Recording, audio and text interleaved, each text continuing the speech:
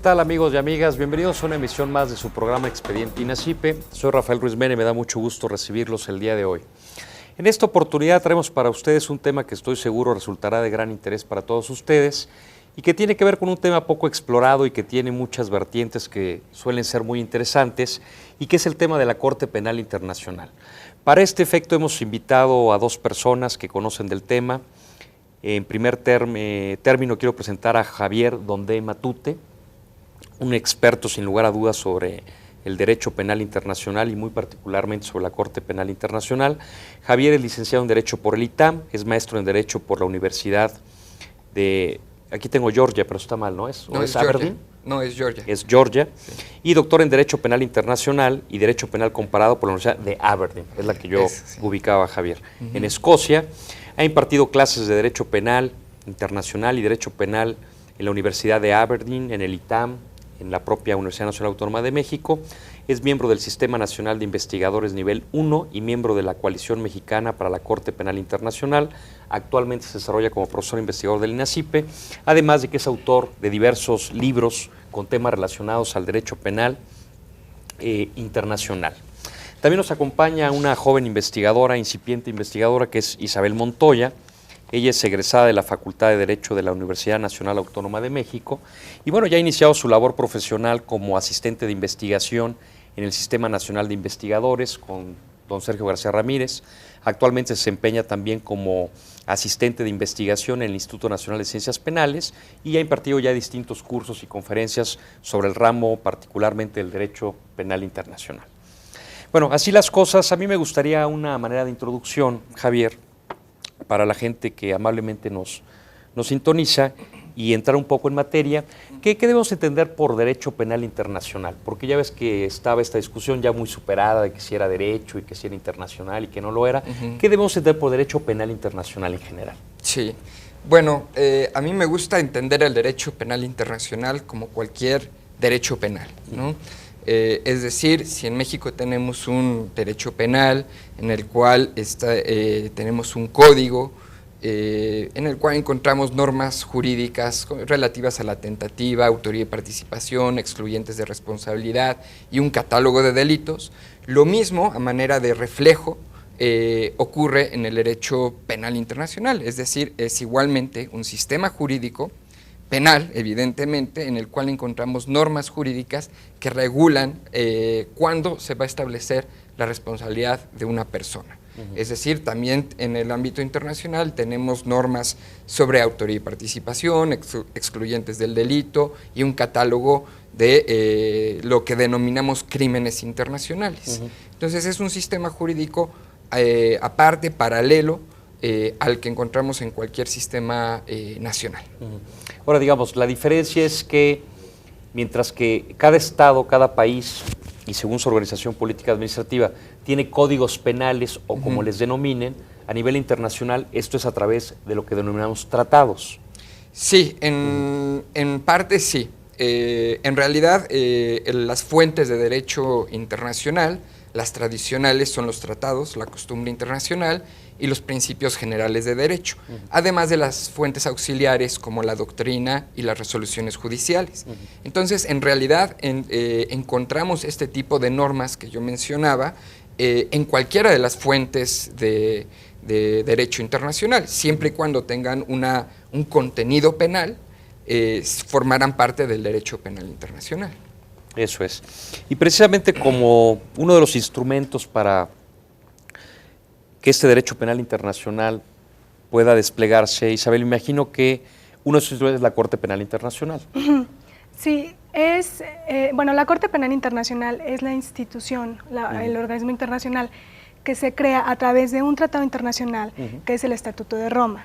Entonces, estaríamos más bien hablando del Estatuto de Roma de la Corte Penal Internacional, que se encuentra actualmente como un esfuerzo y como un resultado muy exitoso respecto de la codificación de normas de derecho penal internacional que ya habían existido, pero que hasta cierto punto se encontraban dispersas en la costumbre, en el derecho internacional consuetudinario. Entonces el Estatuto de Roma, además de muchas otras bondades que tiene, es esa.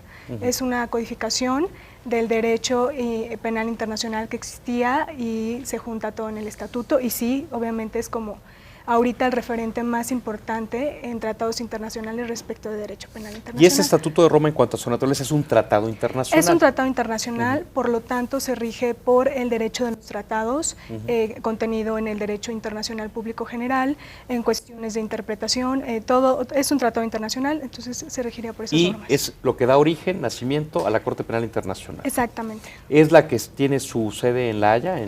Sí, bueno, hay muchísimos tribunales penales internacionales que tienen su sede en La Haya, y uno más es la Corte Penal Pero también está Internacional. la Corte Penal Internacional. Pues sí, porque efectivamente como que No sé por qué les gusta, pero ha sido el lugar en que normalmente se instala. exactamente. Y esta Corte Penal Internacional, Javier, ¿cuál es su principal cometido? Digo, creo que ya el nombre es muy simbólico, pero ¿para qué se crea y qué tipo de asuntos se supone que debe atraer bajo su jurisdicción? Sí, bueno, la Corte Penal Internacional fue creada en gran medida como una respuesta a los tribunales ad hoc o tribunales especiales que se habían creado anteriormente. Ya aludía Isabel al hecho de que pues, el Tribunal Penal Internacional para la antigua Yugoslavia es uno de estos tribunales penales internacionales que tiene su sede en La Haya.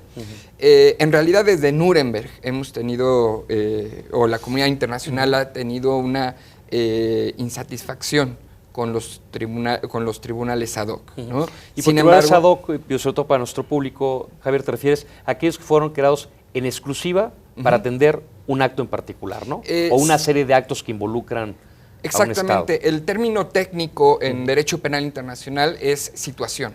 Y las situaciones, por ejemplo, el tribunal que acabo de mencionar de la antigua Yugoslavia, era para juzgar a quienes cometieron crímenes internacionales durante la Guerra de los Balcanes. Okay. El otro tribunal ad hoc muy famoso es el de Ruanda, que también fue creado para juzgar la situación que se dio en Ruanda, en el cual se cometió genocidio y algunos crímenes de guerra de orden no internacional. Entonces, por un lado, existía la necesidad de atender a nivel internacional la persecución penal de este tipo de crímenes, pero por otro lado, la única respuesta que se tenía eran los tribunales ad hoc. La Corte Penal Internacional viene a suplantar, o por lo menos esa es la idea original, a estos tribunales ad hoc, creando una institución permanente con efectos prospectivos, no retroactivos, como los tribunales ad hoc, y básicamente para que ahí se puedan ventilar todas estas situaciones en las cuales se generan crímenes internacionales.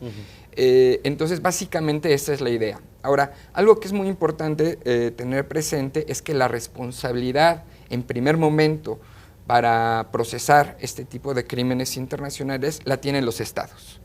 Entonces, la Corte Penal Internacional tiene lo que se denomina una competencia complementaria. Es decir, cuando el Estado no tiene la voluntad o la capacidad para llevar a cabo esos procesos, es cuando se activa, por llamarle de alguna manera, la competencia de la Corte Penal Internacional. Entonces viene a ser como una especie de válvula de escape. Cuando el Estado no puede o no quiere llevar a cabo el proceso, entonces lo llevará a la Corte Penal Internacional.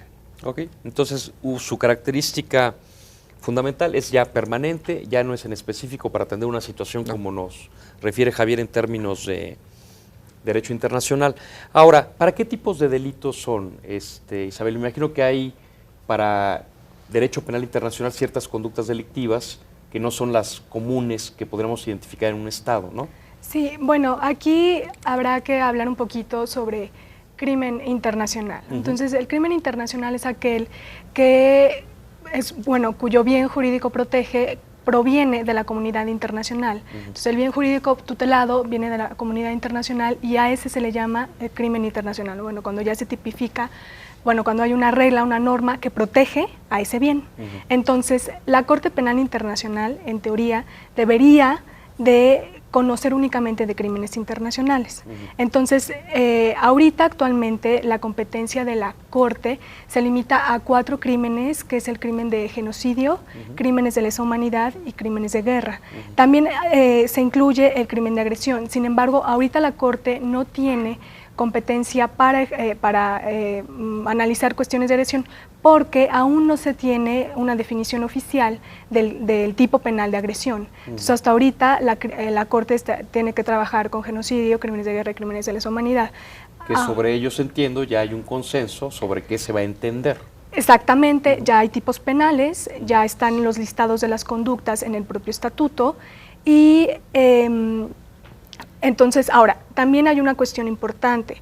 Los crímenes respecto a los cuales la Corte va a conocer son los crímenes más graves. O sea, no va a conocer por ejemplo, va a tomar en cuenta en crímenes de lesa humanidad la sistematicidad, es decir, la planeación en la comisión de los crímenes, la generalidad, es decir, cuántas víctimas sufrieron las conductas. ¿Por qué? Porque exactamente desde Nuremberg, en la Yugoslavia, en Ruanda, se dieron situaciones graves, situaciones en las cuales el Estado participó en la comisión de los crímenes, en las cuales murieron millones de personas. Se habla de Nuremberg 6 millones de judíos, en Ruanda casi 1 millón de tutsis murieron. Entonces eso se traspola también a la Corte Penal Internacional para que sean los crímenes más graves los que sean escuchados y atendidos por la Corte, obviamente también bajo situaciones de mucha gravedad. Entonces la Corte tiene un sistema muy especializado y varios filtros para que al final llegue a analizar las cuestiones más graves respecto de las personas que tienen la mayor responsabilidad. Entonces, de alguna manera, los que más lesionan a la humanidad como raza, como comunidad.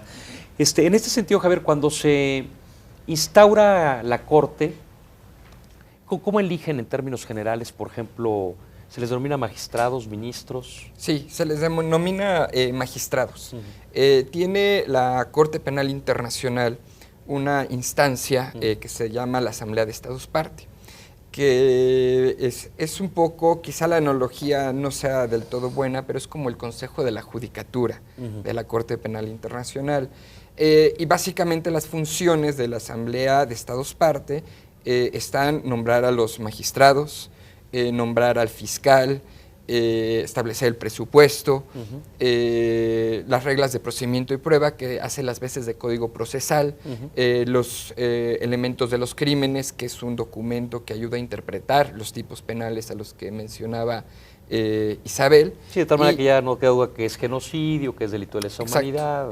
Exacto, lo cual también habla de un incremento en el respeto al principio de legalidad penal, ¿no? Que también era una de las críticas que se ha hecho desde Nuremberg. Entonces, todos los estados parte, los 108 estados parte, tienen voz y voto en la Asamblea de Estados Parte, y bueno, ahí toman este tipo de decisiones de corte más administrativo. Ok. 108 estados, Javier, ¿son muchos o pocos con relación a otro tipo de tratados más o menos de naturaleza análoga? Sí, son muchos. La verdad es que son muchos, pero quizá también sean pocos. En realidad es muy extraño que un tratado internacional alcance más de 100 ratificaciones. Tenemos, por ejemplo, el Pacto Internacional de Derechos Civiles y Políticos o la propia Convención contra el Genocidio, que alcanzan los 170 ratificaciones, ¿no? Pero fuera de esto son muy escasos los tratados que consiguen este alto nivel de consenso.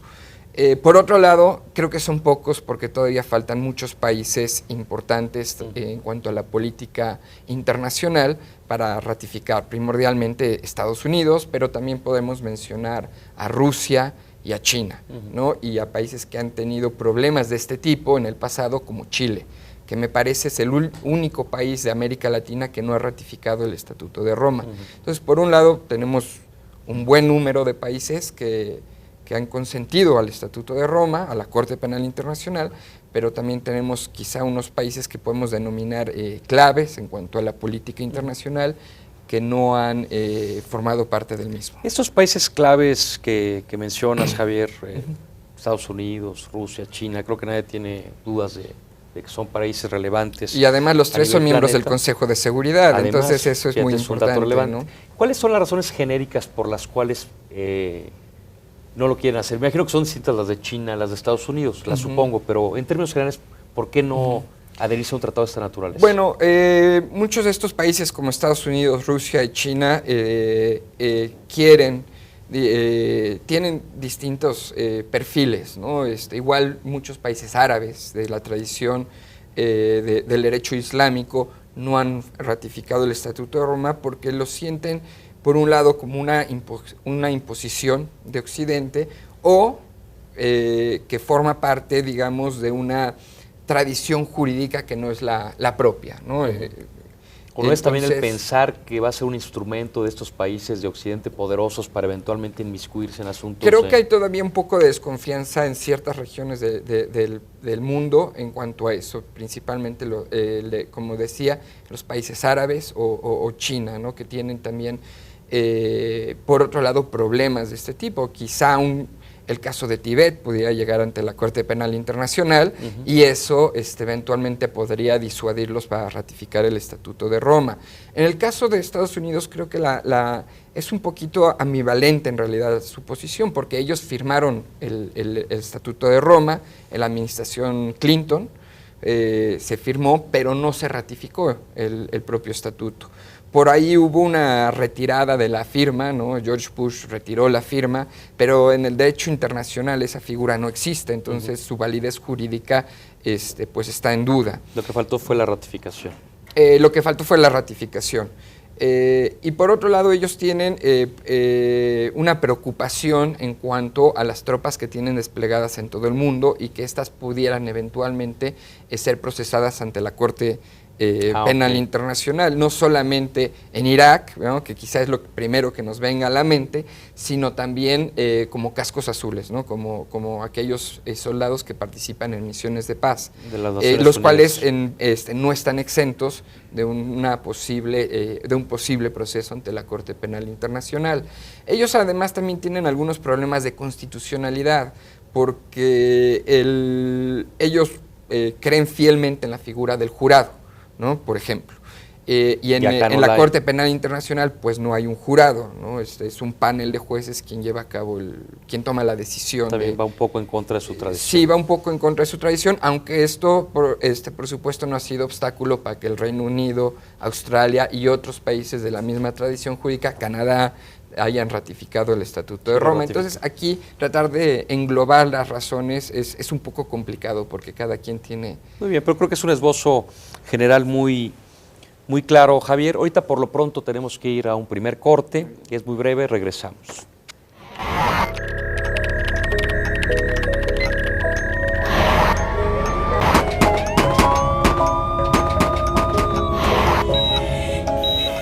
Bien, regresamos. Gracias por continuar con nosotros. Recuerden que nos interesan mucho sus comentarios, sus opiniones, sus sugerencias, las cuales las esperamos en expediente.inacipe@inacipe.gov.mx o bien llámenos al 54 87 15 00 a las extensiones que ahora aparecen en su pantalla. Con gusto las atenderemos todas.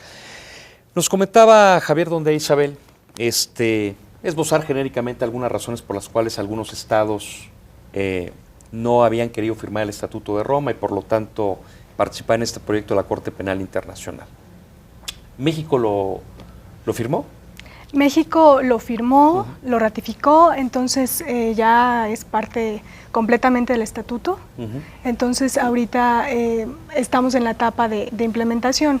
Ahora, también en el año de 2005, me parece, se hizo una reforma constitucional al artículo 21 que lo que pretendían el Poder Legislativo era que sentara las bases para la ratificación del estatuto. Sin embargo, esa reforma, yo soy de la opinión que carece de varias cosas y entonces es necesario hacer un cambio en esa reforma. Pero ahorita México es un país parte del estatuto. Una norma que hubiera pretendido la subsistencia en el ámbito de nuestro derecho penal nacional, pero su subsistencia junto con la competencia de esta Corte Penal Internacional. Era lo que intentaba. Sin embargo, cuando un Estado acepta la jurisdicción de la Corte, la acepta por todo, o sea, la acepta sin condiciones, la acepta completamente. Ese es un supuesto, cuando se firma y se ratifica en su totalidad el estatuto.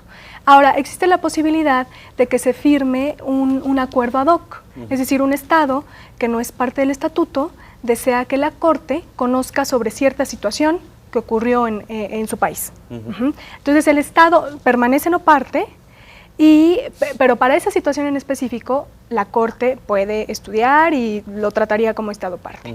Entonces, lo que hace esta reforma al artículo 21 es, lo que querían los legisladores era aceptar la jurisdicción de la Corte, pero en realidad lo que en el supuesto en el que se pone a México es en un supuesto de aceptación de la jurisdicción ad hoc, porque se señala que el Senado, con la aprobación del Ejecutivo, podrá en cada caso, ahí está el supuesto ad hoc, exactamente, en cada caso, admitir la jurisdicción de la Corte. Entonces, ahí hay un problema, porque es incoherente, pues, ¿no? Claro, la jurisdicción es un poco cuando me convenga o cuando no me convenga, exactamente, cuando no lo deseo. Y esto es grave, porque precisamente en las negociaciones del estatuto, que bueno, obviamente se hizo una serie de sesiones con plenipotenciarios y hubo muchas negociaciones, precisamente se establece esto, que un Estado al ratificar y al firmar el Estatuto de Roma acepta la competencia sin condiciones. Entonces, aquí hay un problema que podría, si no se hace algo con esta reforma, me parece que en febrero de este año un senador envió una iniciativa más o menos con algunos argumentos parecidos a los que te estoy diciendo exactamente, para rectificar la reforma. Y sí es importante porque México, ya siendo un Estado parte, bueno, hay que cumplir con las obligaciones que está adquiriendo el Estado mexicano de manera libre y soberana, y además podría atraer una irresponsabilidad por parte del Estado mexicano e incurrir en responsabilidad internacional, porque con esta reforma se incumplen en derecho interno con obligaciones del Estatuto de Roma, como es la aceptación sin condiciones de la jurisdicción. También se está anteponiendo el derecho interno para no cumplir con obligaciones internacionales. Entonces sí es importante que se vea esa reforma y el papel de México que está dando frente a la comunidad internacional y frente a la propia Corte. Claro, y finalmente que quede como lo suscribimos, ¿no? Exactamente. Para que se refleje en nuestra Constitución. Javier, antes de hablar de la implementación, que es parte total de esta charla, o será, ¿qué pasa con los que no son parte? ¿Pueden eventualmente esos países o gobernantes de esos países eventualmente ser sometidos a la jurisdicción de la Corte? ¿O cómo funcionan esos casos? Sí, bueno, hay varios mecanismos que pudieran emplearse en un supuesto como el que mencionas. Por ejemplo, está previsto lo que se denomina la competencia ad hoc de la Corte Penal Internacional, que no debe confundirse con los tribunales ad hoc. Este mecanismo, que probablemente sea el más importante para atender el supuesto que tú mencionas, implica que un Estado no parte del Estatuto de Roma se someta momentáneamente, temporalmente, a la jurisdicción de la Corte Penal Internacional para que ésta conozca de crímenes específicos que se llevaron a cabo durante igualmente un tiempo específico. Tenemos un caso ya de estos de Costa de Marfil, para que se atienda la guerra civil que hubo en ese país, aunque francamente no ha prosperado la investigación. ¿Y eso fue a solicitud de Costa de Marfil? Sí, es un acuerdo que se firma entre el Estado y la Corte Penal Internacional. Es propiamente, técnicamente es un tratado, porque también se pueden firmar tratados entre organizaciones internacionales y Estados, en el cual se acuerda precisamente que se somete temporalmente y por casos muy, muy particulares, ya no situaciones, aunque ahí hay un poquito de discusión si se puede conocer de una situación en general o casos más particulares, el Estado se somete, digamos, a la competencia, y esa es la competencia o a sus personas, ad hoc. Se le denomina competencia que ad hoc. es la que comentaba Isabel, que de alguna manera, como la redacción que ha quedado en el 21, pareciera que nosotros estamos tomando una competencia ad hoc más que... Ad hoc, pero permanente, por más raro que exactamente, suene, ad hoc, ¿no? Permanente, porque es en cada caso, ¿no? Así es. Y hay otro mecanismo que también ha sido muy sonado últimamente. El Consejo de Seguridad, en virtud de las facultades... De la ONU. Sí, en virtud de las facultades que tiene según la Carta de Naciones Unidas, puede remitir una situación que es como una especie de denuncia, por llamarle de alguna manera, una situación a la Corte Penal Internacional para que ésta investigue. Ahora bien, en los casos en los cuales el Consejo de Seguridad remite una situación ante la Corte Penal Internacional, existe la posibilidad de que sea una situación que se dé en un Estado no parte del Estatuto de Roma. Okay. Y esto sucede no en virtud del Estatuto, creo que esto es muy importante dejarlo claro, sino en virtud de las facultades que ya tenía, previo a la entrada en vigor del Estatuto de Roma, el Consejo de Seguridad. Entonces, como el Consejo de Seguridad ya tenía la facultad de crear tribunales ad hoc como Ruanda, Yugoslavia, entonces digamos que se transfiere de alguna manera esta facultad hacia la Corte Penal Internacional, de tal manera que se espera que el Consejo de Seguridad ya no cree nuevos tribunales ad hoc, sino que remita a la Corte Penal Internacional.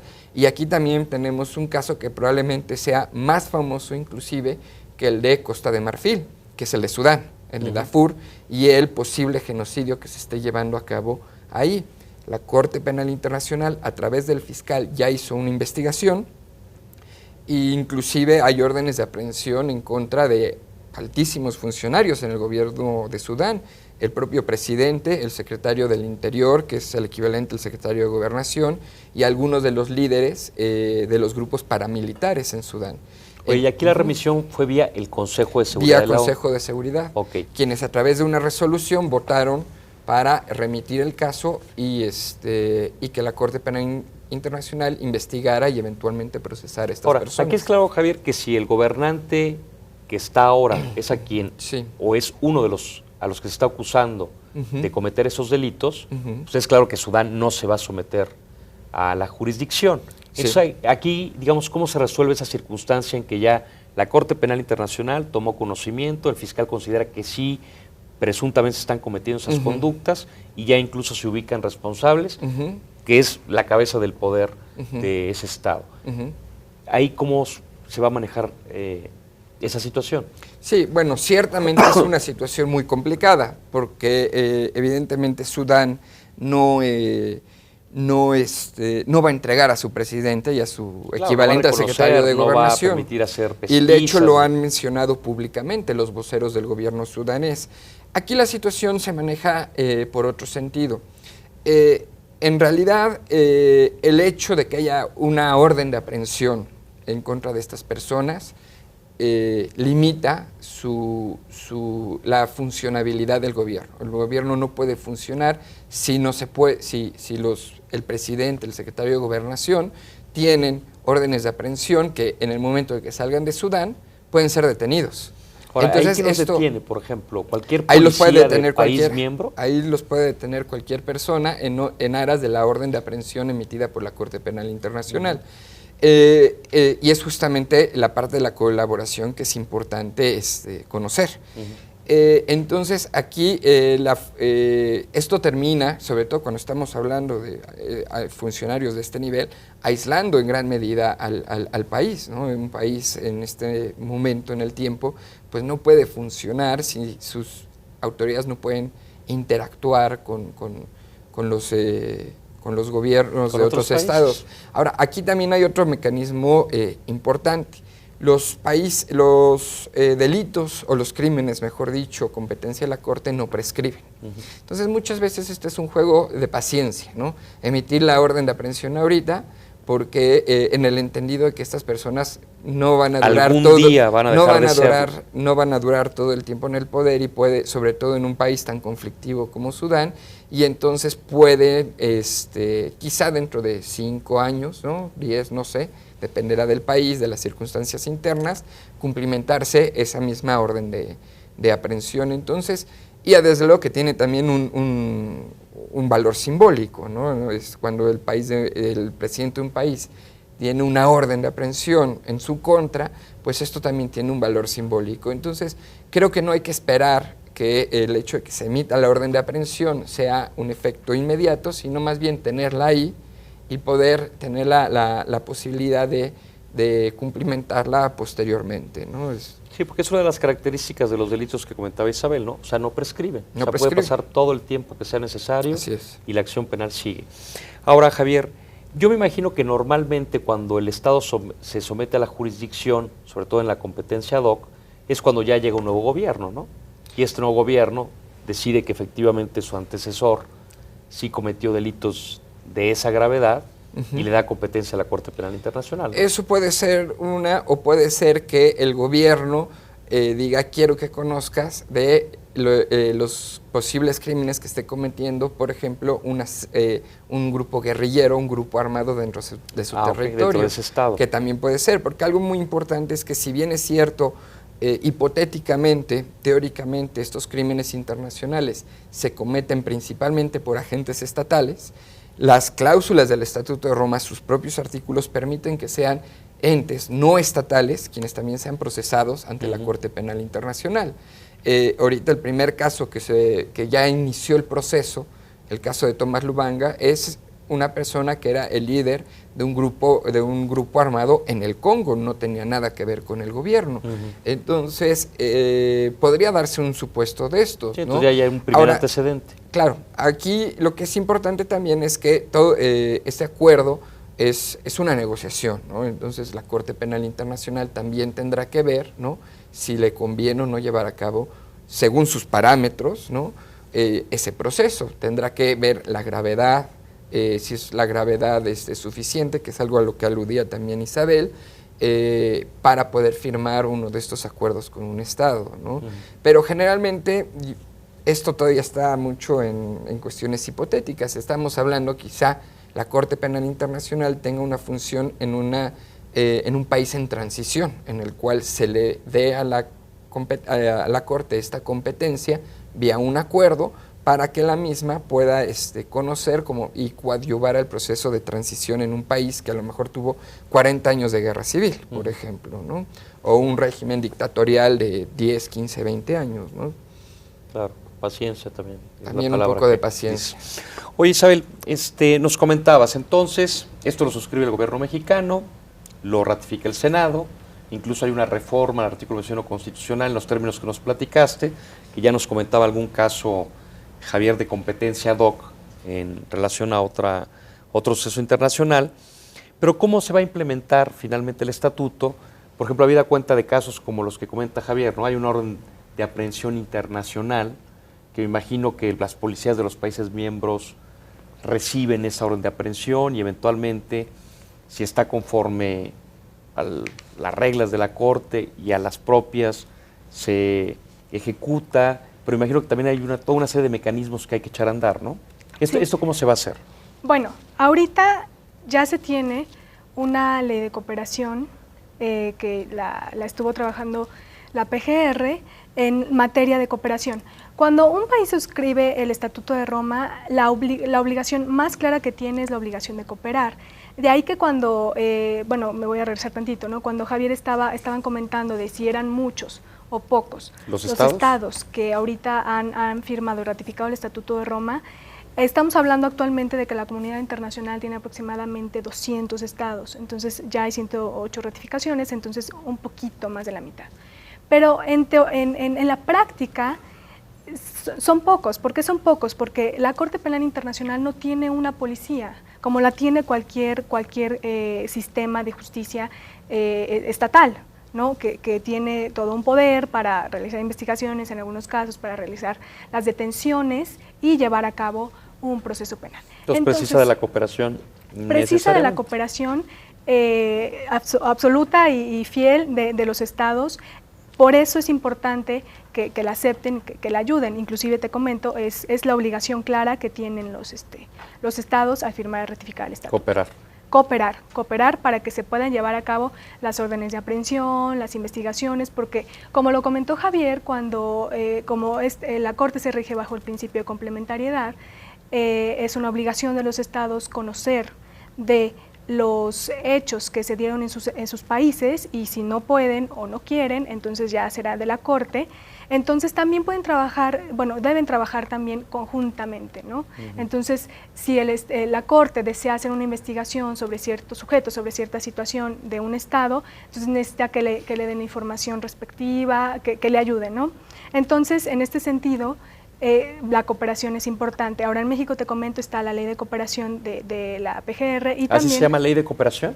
Ley de cooperación, no sé si... Bueno, es un proyecto de ley. Todavía no se aprueba. El nombre técnico es Ley Reglamentaria del párrafo 5º del artículo 21 constitucional, que es donde se insertó esta cláusula que comentaba Isabel sobre la cooperación para aceptar caso la por jurisdicción caso. de la Corte. Y Sí. además de esta ley, que es meramente procesal, se tiene también una iniciativa de ley, me parece que es del PAN, sobre aspectos ya sustantivos, ¿no? Porque el Estatuto de Roma también se puede dividir en derecho adjetivo y en derecho sustantivo, ¿no? El derecho sustantivo como la competencia material de la Corte con los 4 crímenes respecto a los cuales tiene competencia. Entonces esta ley de cooperación sería la adjetiva, es decir, la procesal, es decir, cómo hacer para cooperar. Exactamente. Y esta que tú refieres, esta autorizativa en parte sustantiva, ¿cómo a qué se estaría refiriendo? Pues a los crímenes, competencia de la Corte, crímenes de guerra, crímenes de lesa humanidad, y el crimen de genocidio, y cómo se van a implementar en México esos crímenes para que la legislación nacional esté acorde y en armonía con el tratado internacional.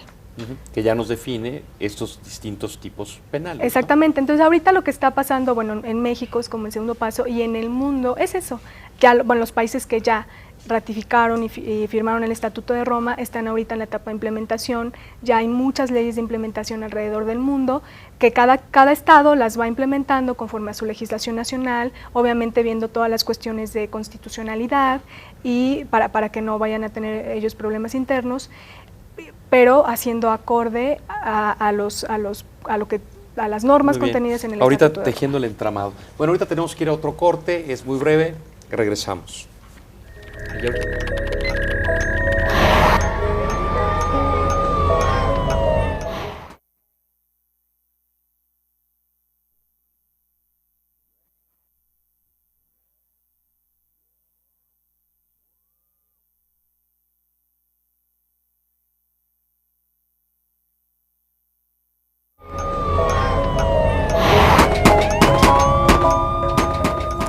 Muy bien, regresamos. Gracias por continuar con nosotros. Les recuerdo que nos interesan mucho sus comentarios, sus sugerencias, sus opiniones, son importantes para nosotros. Las esperamos en expediente.inacipe@inacipe.gov.mx o bien escríbanos al 5487-1500 a las extensiones que aparecen en pantalla. Terminábamos la sección anterior, Javier, con el comentario de Isabel respecto a esta iniciativa de ley de cooperación, sí, que precisamente trata de reglamentar cómo vamos a cooperar con la Corte Penal Internacional, y es esta parte procesal que ella se refería. Y yo te preguntaba ahorita muy rápido en el corte, ¿esto quiere decir que, por ejemplo, si ahora mismo la Corte Penal Internacional, que ha emitido órdenes de aprehensión, si resulta que uno de estos sujetos se encontrara en la República Mexicana, no tendríamos el dispositivo normativo que nos dijera si lo tenemos que detener o no lo tenemos que detener? Es ahí una cuestión complicada, porque ciertamente al ser parte del Estatuto de Roma tenemos la obligación con la Corte y con los otros 107 estados que la conforman para cumplimentar esa orden de aprehensión. El problema es que nosotros no tenemos los mecanismos internos para ello. Es decir, el problema no es de derecho internacional, ahí la cuestión jurídica ya está resuelta, ¿no? Nosotros tenemos que cumplir con nuestra obligación internacional. El problema es que nos encontramos con cuestiones de orden interno, como por ejemplo, ¿qué autoridad tiene facultad para cumplimentar esa orden de aprehensión? ¿No? Ciertamente un agente del Ministerio Público, un agente policial, que son los que pudieran eventualmente cumplimentarla en México, pues no tendrían la facultad para ello, ¿no? Entonces eso generaría un problema. Claro que nosotros ante la comunidad internacional pudiéramos ejecutarla de buena fe, ¿no? Que es otra figura de derecho internacional. Sin embargo, nosotros tenemos que darle las funciones a nuestras autoridades para que lo puedan llevar a cabo. Es decir, nosotros tenemos un mecanismo parecido, que es el de la extradición. Bueno, una persona se le puede detener con base en una orden de aprehensión emitida en el extranjero con fines de extradición. Nosotros tenemos que crear un marco jurídico similar para que nosotros podamos cumplimentar órdenes de aprehensión en contra de personas que son requeridas por la Corte Penal Internacional. Y la verdad es que la orden de aprehensión es solamente la punta del iceberg, ¿no? Porque tenemos que tener facultad a nuestras autoridades para notificar, desde una notificación hasta una orden de cateo, ¿no? Congelar cuentas bancarias y una serie de medidas que nos es muy común, las conocemos en el ámbito interno, pero el problema es cuando vienen de una autoridad internacional. Y no Ahí está es donde está la laguna. ¿Quién las tiene que hacer? Y este instrumento es esta ley de cooperación.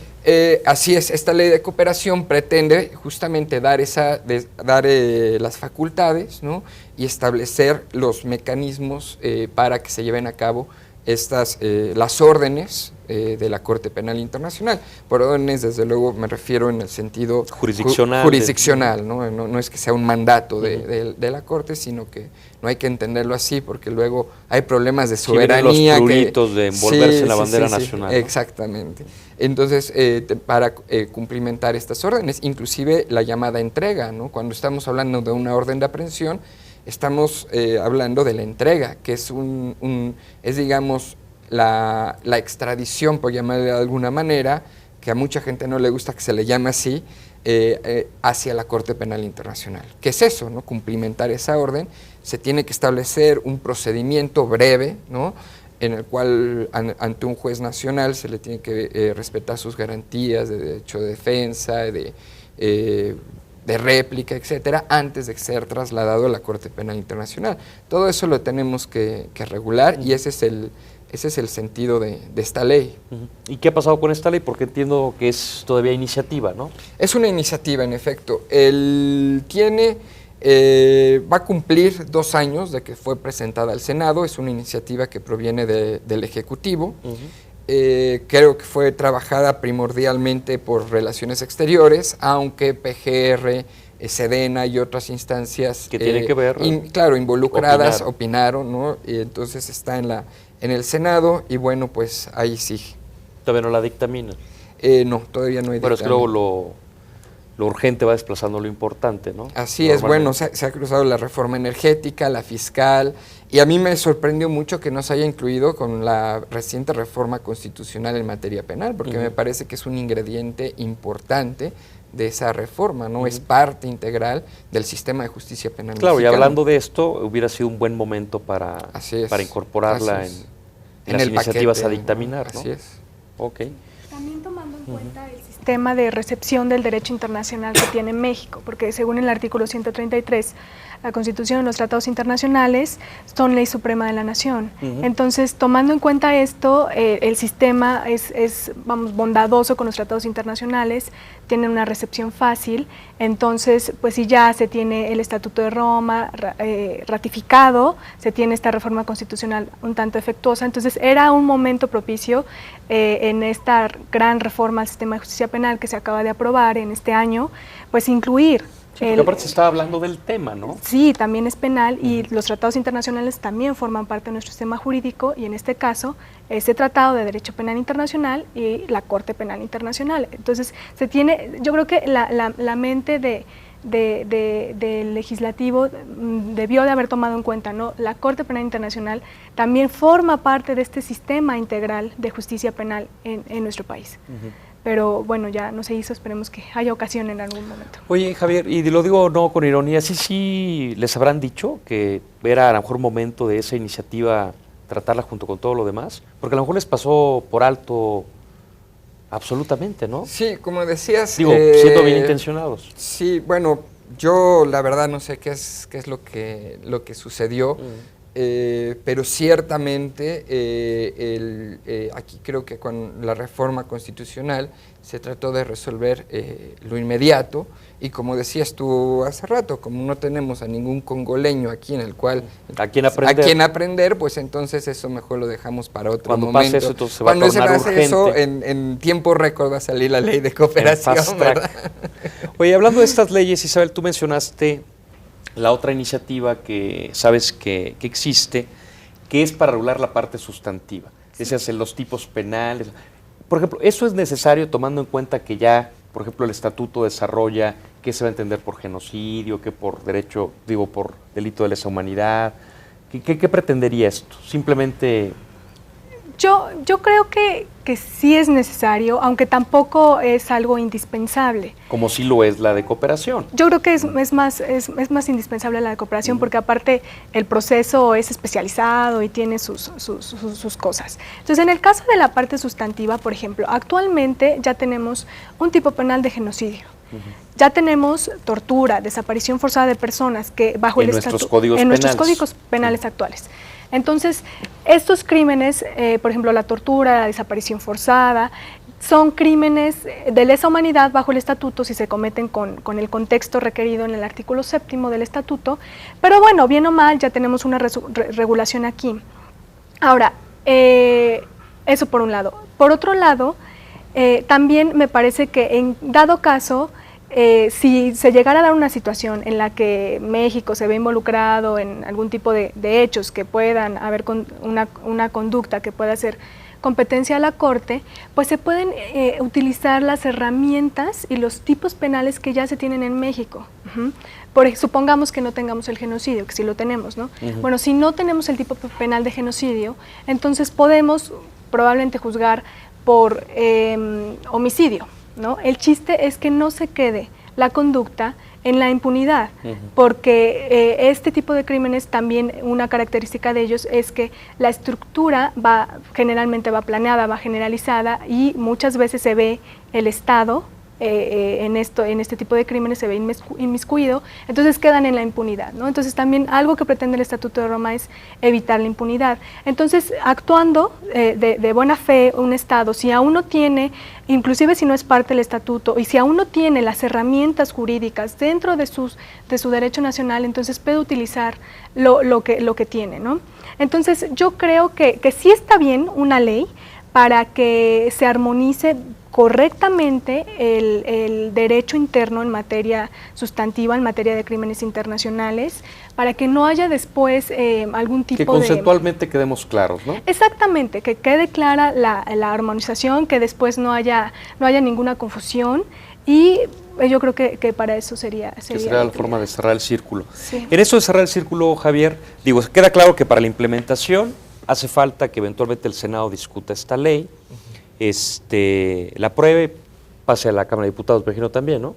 Sí, por supuesto. Pase a la de Diputados y finalmente queda aprobada.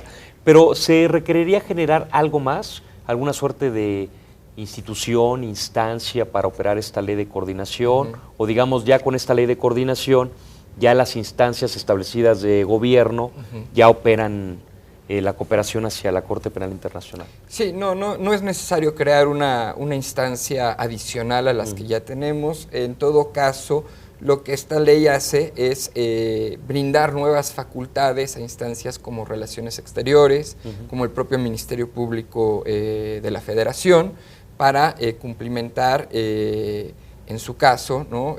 Una orden de cateo, de detención, es el término técnico en Derecho Penal Internacional, o llevar a cabo un proceso por un crimen de lesa humanidad, nuevamente refiriéndome a la gente del Ministerio Público de la Federación. Aquí yo creo que más bien la cuestión clave es el conocimiento, ¿no? Que los operadores del sistema conozcan estas leyes, conozcan el Estatuto de Roma, en el INACIPE a los agentes del Ministerio Público que aspiran a ello, que les damos los cursos de formación, les damos un curso sobre Estatuto de Roma, sobre extradición, para que conozcan estos instrumentos. Entonces yo creo que esa es una cuestión clave, ¿no? También la investigación que estoy concluyendo en el INACIPE es sobre los lineamientos internacionales en materia penal, que es justamente no limitarnos a la Constitución y el Código, sino que dar a conocer que hay muchas otras normas jurídico-penales en el ámbito internacional que se pueden aplicar directamente. Una de ellas podría ser un tratado en contra del genocidio que podría solventar una falta de voluntad ante la Corte Penal Internacional. Entonces yo lo que he tratado de hacer en mis investigaciones y en las clases en el INACIPE es justamente dar el panorama general, que a lo mejor, como tú aludías, es lo que le faltó al legislador cuando pasó la reforma constitucional, pero le faltó Sí, hacer haber dicho lo este relativo, tema tiene que ver con esto y lo vemos claro, ver lo integralmente. relativo al derecho, a la Corte Penal Internacional, ¿no? Entonces, yo creo que si bien no hay que crear una instancia, con las instancias que tenemos hay que trabajar mucho. Oye, Javier, ahorita que aludías a tu trabajo de investigación de generar en un documento los lineamientos internacionales, al principio de la charla aludías a las fuentes, mencionabas la costumbre, Sí. los principios generales de derecho. Por ejemplo, en el ámbito internacional, ¿a quién le corresponde establecer si una costumbre efectivamente lo es, si debe ser tomada en cuenta para resolver una disputa, o qué es y qué no es un principio general de derecho? ¿Son los tribunales? ¿Es la ley? No, son los propios estados.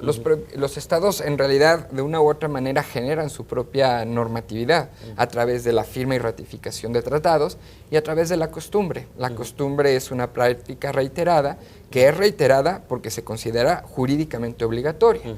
Entonces aquí lo que pasa en el ámbito del derecho penal internacional, que es de lo que estamos platicando, lo que pasa últimamente es que hay muchos tratados en materia de derecho penal internacional, hay un amplio grado de codificación, por llamarle de alguna manera. Aquí lo que resulta interesante es ver si un tratado forma parte de la costumbre internacional, de tal manera que un Estado que no haya firmado y ratificado dicho tratado, está obligado no porque es un tratado, sino porque forma parte ya de la costumbre internacional. A nosotros nos pasó con la convención, cuando en la Suprema Corte se evaluó la aplicabilidad de la Convención sobre Imprescriptibilidad de Crímenes de Guerra y de Lesa Humanidad, se hizo de manera igualmente muy limitada, porque se estableció solamente si el tratado, ¿no?, era aplicable en un momento determinado. Y fue cuando se resolvió que solamente después de su ratificación. El estudio que no se hizo, que le faltó a la Suprema Corte hacer, es ver si esas normas de costumbre, esas normas contenidas en el tratado ya formaban parte de la costumbre internacional previa a la ratificación por México, de tal manera que México hubiera estado obligado por ellas previo al 2000, que fue cuando entró en vigor dicho tratado, no por el tratado en sí, evidentemente, pero por una norma de costumbre internacional. Entonces, ahí, nuevamente, inclusive a la Suprema Corte, pues, le faltó ver otro tipo de normas jurídicas en el ámbito internacional como parte de su análisis, ¿no? Pues es muy interesante todo esto, Javier. Estamos ya prácticamente concluyendo. Yo te pediría tu opinión, Isabel. Un órgano que sí es supranacional, como la Corte Penal Internacional, ¿sirve? ¿Va a servir? ¿Debemos generar a nivel planeta ese tipo de instancias? Sí, definitivamente sí. Ahorita ha habido mucho revuelo, ha habido mucha crítica a la Corte. Por supuesto que es una corte naciente, empezó a trabajar en el año 2002, entonces estamos hablando de que tiene 6 años trabajando. Es una corte nueva, es una corte, está en pañales, ¿no?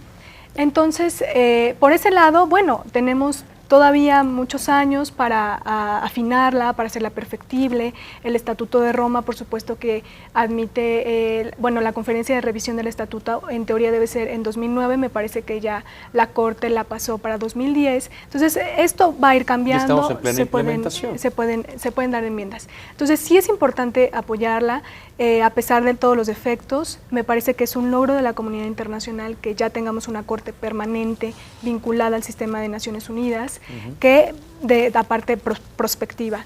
Entonces, sí, definitivamente sí. Yo creo que prospectiva quiere decir que sean de los asuntos que del 2002 se den a partir de su nacimiento en adelante. Exactamente, en adelante. Entonces, me parece que sí hay que apoyarla, y precisamente ahí entra el tema de cooperación. El tema de cooperación, yo creo que la mayor apoyo que puede tener la Corte por parte de la comunidad internacional que conforman los estados es la cooperación, porque sin estos mecanismos el procedimiento penal no va a ir para adelante. Implementar. Oye, Javier, yo me imagino que terminar con un llamado al Senado de la República de que rescaten Sí, y de hecho de la comisión donde se encuentra esta ley de cooperación, ¿no? Sí, por eso tenemos planeado el 27 de noviembre en el INACIPE un foro.